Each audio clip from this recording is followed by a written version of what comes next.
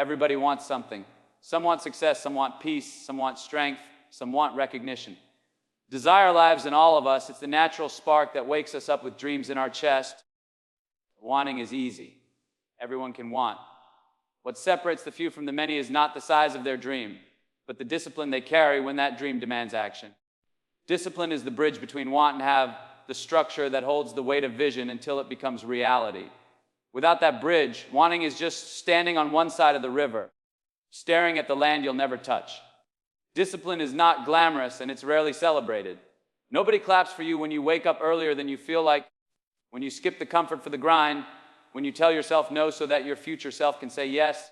That's why most people don't cross the bridge. They admire the idea of success but refuse to carry the heavy bricks it takes to build their path toward it. Yet every habit, every small choice, every repeated action is another plank laid down on that bridge. It's not built overnight. It's built in the quiet repetition of doing what you said you'd do, even when nobody's watching. Want without discipline is fantasy. It's the athlete who talks about championships but skips training. It's the student who dreams of greatness but doesn't open the book. It's the artist who imagines a masterpiece but never touches the canvas. Want is only potential energy, sitting dormant, useless until discipline picks it up and moves it forward. Discipline converts hope into momentum, and momentum into transformation. The truth is, discipline hurts. It asks for sacrifice. It asks for discomfort.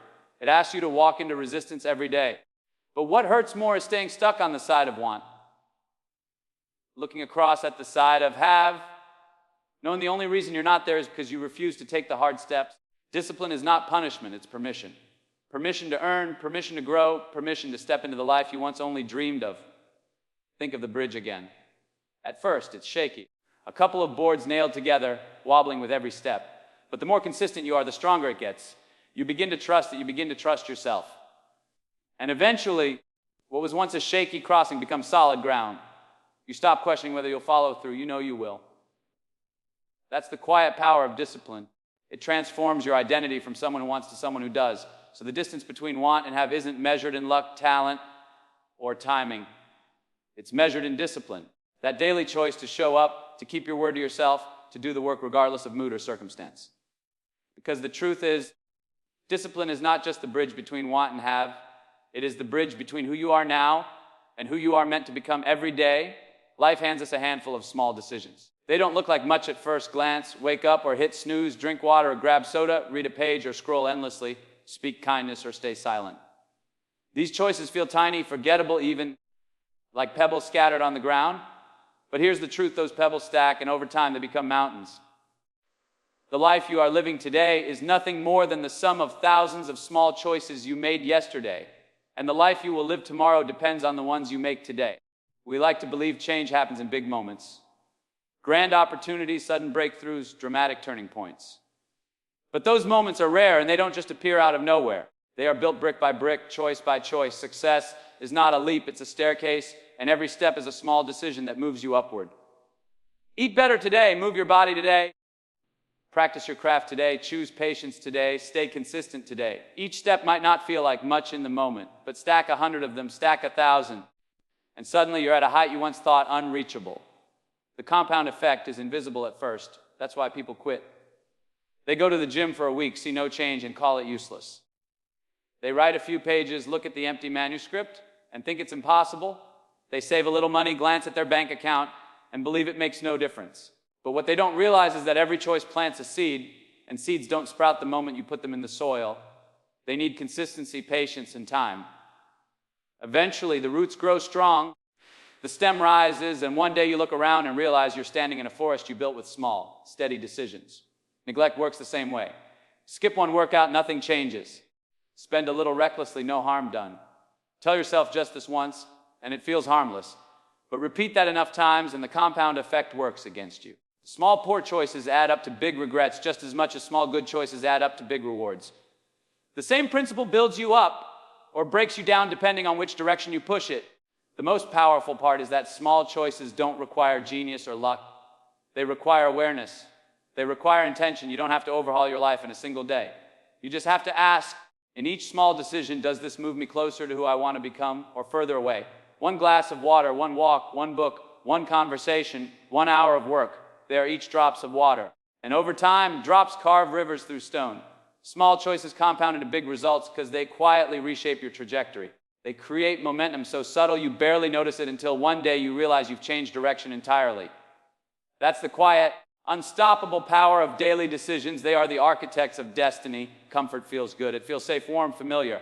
It's the couch after a long day, the snooze button when the alarm rings, the routine that never changes. Comfort whispers, stay here, you've done enough, why push further? And it's tempting because comfort doesn't ask much of you. But that's the trap. Comfort gives you ease in the moment while stealing growth in the long run. The truth is, every step of progress requires discomfort. Every time you stretch, learn, or rise, you must leave behind the safety net of comfort and walk into the uncertainty of challenge. Think about the body. Muscles don't grow by staying comfortable. They grow by being pushed to the edge, torn down so they can rebuild stronger. The same is true of the mind, the spirit, the character. Growth is a stress test, and comfort is the avoidance of that test. Stay in comfort, and you stay the same. Step into discomfort, and you discover new versions of yourself. Comfort isn't just the absence of progress, it's the enemy of it. Because it convinces you that you don't need to try. Comfort disguises itself as kindness. It tells you that you deserve rest, that you should take it easy, that life shouldn't be so hard. And while rest is necessary, there's a difference between recovery and retreat. Too much comfort is retreat, a slow surrender of potential. It's how dreams fade, not with a crash, but with a quiet settling for good enough. Comfort kills more ambition than failure ever could, because at least failure requires effort. Comfort requires nothing. Progress, on the other hand, is built in the uncomfortable spaces. It's in the early mornings when you'd rather sleep, in the late nights when quitting feels easier, in the awkwardness of learning something new, in the sting of rejection and the fear of starting over. That's where you grow, not because it feels good, but because it forces you to expand beyond your current limits. Discomfort is not punishment, it's proof that you're moving. History doesn't remember the people who stayed comfortable. It remembers those who risked, struggled, fought, and stretched. The innovators, the leaders, the creators, all of them stepped out of what was easy and walked headfirst into what was difficult. They understood that comfort would keep them ordinary, but discomfort could make them extraordinary. And the same truth applies to anyone. If you want progress, you have to be willing to be uncomfortable. The choice is simple but not easy. Stay in comfort, and you get the same results you've always had. Step into discomfort, and you open the door to progress. Comfort asks you to settle. Progress asks you to rise. The one you choose determines not just what you achieve, but who you become. Every promise you make to yourself is a silent agreement, a contract that defines the kind of person you are becoming. Most people think consistency is about achieving a result, but it runs deeper than that. It's about trust, trusting yourself to follow through, trusting yourself to stand on your own word, trusting yourself to show up even when it's not easy. When you commit to consistency, you are signing a contract with yourself, and every day you keep it, you prove you are someone who can be counted on. Think about how trust is built in any relationship. It's not grand gestures or occasional bursts of effort that make someone reliable. It's the small, steady actions repeated over time. Show up, follow through, keep your word. That's what builds trust. The same principle applies inward. If you tell yourself you'll wake up early but sleep in, if you promise you'll work out but skip it, if you say you'll focus but get distracted, you're breaking contracts with yourself. Over time, that erodes your self-respect. You stop believing your own words. You stop trusting your own potential. Consistency is how you protect that trust. When you stay consistent, you reinforce the idea that you are dependable. You no longer need motivation because your actions become identity. You don't just work out. You are someone who trains. You don't just study. You are someone who learns. You don't just create. You are someone who builds. Consistency transforms what you do into who you are. And that transformation only happens when you honor the contract day after day. It's tempting to think missing one day doesn't matter, that skipping once is harmless. But every time you break the contract, you weaken the foundation you're standing on. Imagine a bridge with missing planks. Eventually, it collapses under weight. Your contract with yourself is the same. Each time you fail to show up, you remove a plank. Each time you do show up, you reinforce it. The strength of that bridge determines how far and how confidently you can travel toward your goals. Consistency isn't about perfection. It's about persistence. Contracts don't require flawless execution. They require commitment. Life will throw obstacles in your path, but the contract act demands that you return, that you recommit, that you don't abandon the path just because it got hard. This kind of consistency builds resilience. It teaches you that you can be knocked down and still rise, that you can stumble and still keep moving forward. At its core, consistency is not about external validation. It's not about applause, recognition, or reward. It's about the agreement you've made within. The kind of life you live is shaped by whether you honor that agreement. When you treat your consistency like a contract with yourself, you stop negotiating with excuses, you stop bending to moods, and you start living as someone whose word means something, even when that word is spoken only in the silence of your own mind. What you do once is an act, what you do twice is a pattern, and what you do over and over again becomes who you are. Identity is not born in a single moment of inspiration. It's carved by repetition, by the steady chiseling of action upon action until the shape of your character is revealed. Repetition is the sculptor, and you are both the stone and the artist. Every time you repeat a behavior, you are leaving a mark on yourself, deepening the grooves of habit that eventually define the person you are becoming.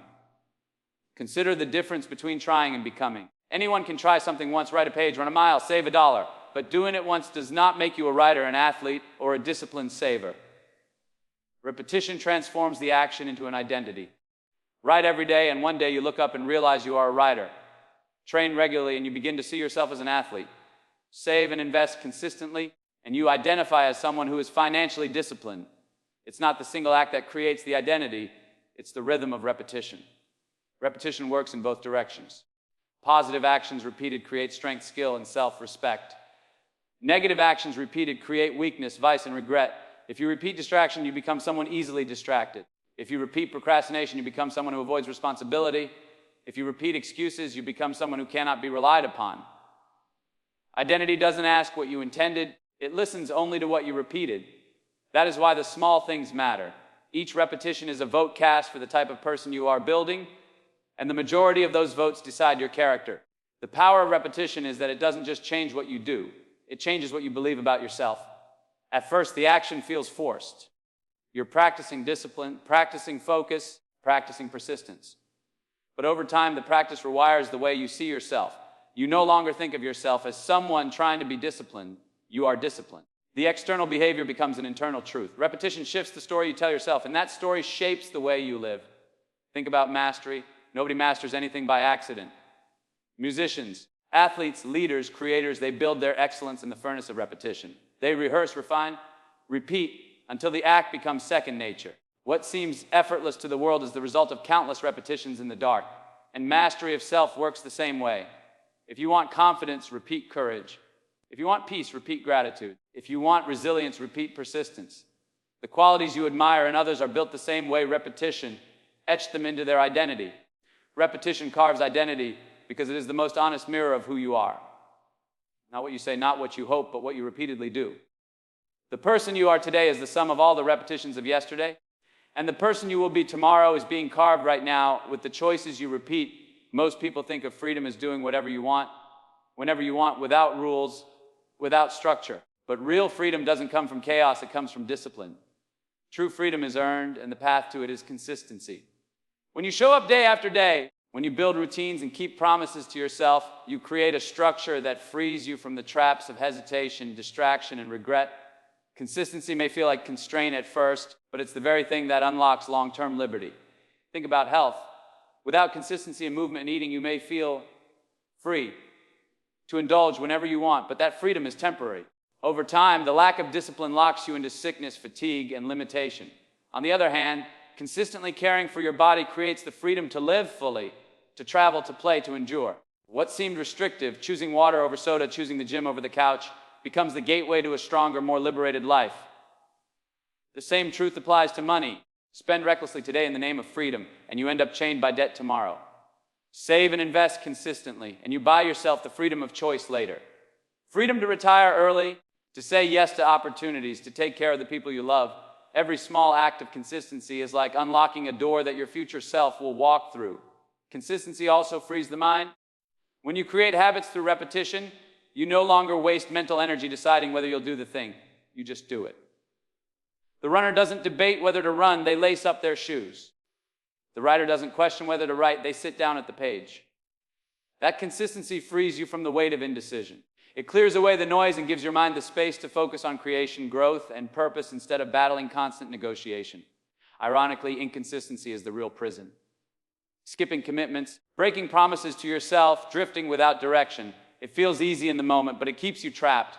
trapped in cycles of starting over, trapped in self-doubt, trapped in regret. Freedom is not found in abandoning structure. It is found in embracing it. Consistency is the key that unlocks that door, because it transforms discipline from a burden into second nature. What's powerful is that consistency doesn't just create freedom externally, but internally. When you are consistent, you trust yourself. You know you'll show up. You know you'll follow through. You know your word means something. That trust releases you from the prison of self-doubt. It frees you to dream bigger, to take risks, to walk into uncertainty with confidence, because you know you can rely on yourself. Consistency creates freedom because it builds a life where you're not controlled by impulse, not trapped by chaos, not chained by regret. It creates a foundation solid enough to support your growth, your vision, your purpose. The freedom to become who you are meant to be does not come from doing what you feel like in the moment. It comes from doing what you committed to over and over until the discipline you practice becomes the freedom you live.